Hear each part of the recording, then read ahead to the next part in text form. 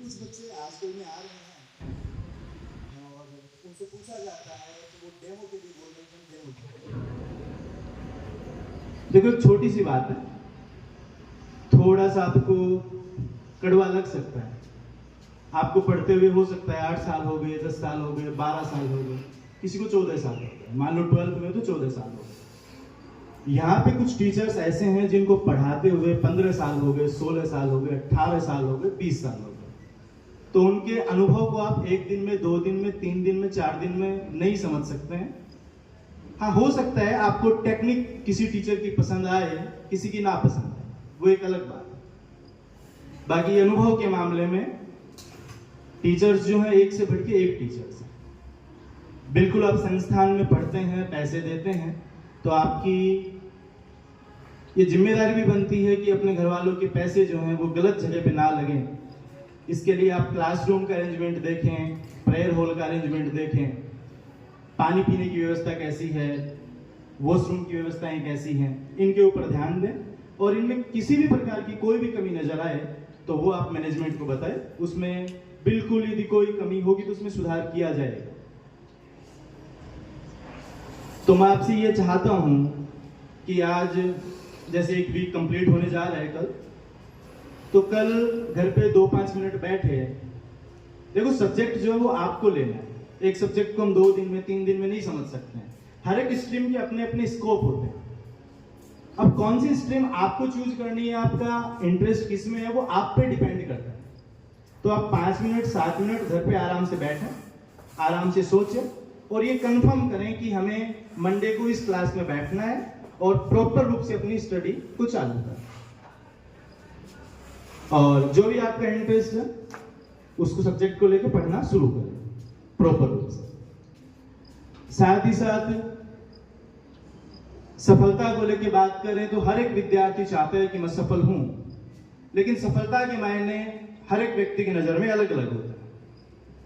कोई व्यक्ति 12th पास करके सफल हो जाता है, कोई व्यक्ति एक अच्छी गाड़ी लेके सफल अपने आप को मानता है, कोई व्यक्ति एक अच्छा मकान बना के अपने आप को सफल मानता है, कोई व्यक्ति अच्छी नौकरी पाकर अपने आप को सफल मानता है। लेकिन ये हो सकता है आपकी व्यक्तिगत सफलता के मायने हो, लेकिन समाज के लिए, गांव के लिए, आपकी ढाणी के लिए, संस्थान के लिए सफलता के मायने हैं कि आप जहां भी रहें उस स्थान पे रहने वाले लोगों के आप कितना काम आ रहे हैं, आपका उस स्थान को क्या बेनिफिट मिल रहा है, वो सफलता एक सर्वोपरि सफलता है। तो एक सार्वजनिक व्यक्ति होता है, उसी का कार्य नहीं होता है समाज के काम आना।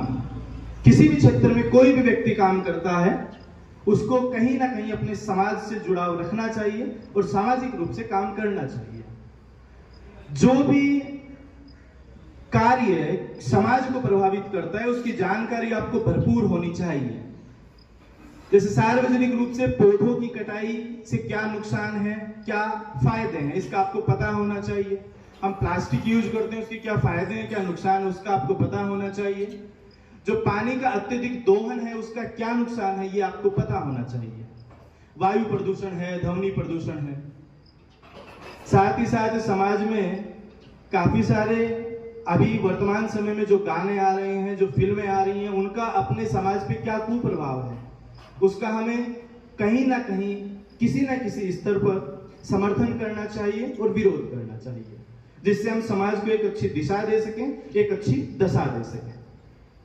साथ ही साथ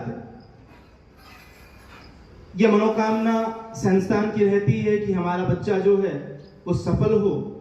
माँ बाप की भी ये कामना रहती है, लेकिन आप अपने आप को जहां रहते हैं उस जगह को एक जमीन का टुकड़ा न माने, उससे के साथ में भावनाओं से जुड़े। ये संस्थान है, यहाँ भी आप भावनाओं से जुड़े, अपने घर के स्थान से भावनाओं से जुड़े, अपने गांव से भावनाओं से जुड़े। एक कवि ने क्या खूब कहा है, ये भारत जो है वो एक जमीन का टुकड़ा नहीं है, ये एक जीता जागता राष्ट्र पुरुष है। इसकी नदी नदी हमारे लिए गंगा है, इसका कंकड़ कंकड़ हमारे लिए शंकर है। हम जिएंगे तो इस भारत के लिए और मरेंगे भी तो इस भारत के लिए, और मरने के बाद भी गंगा जल में बहती हुई अस्थियों को कोई कान लगाकर सुनेगा तो उससे भी एक ही आवाज आएगी, भारत माता की जय। इसी के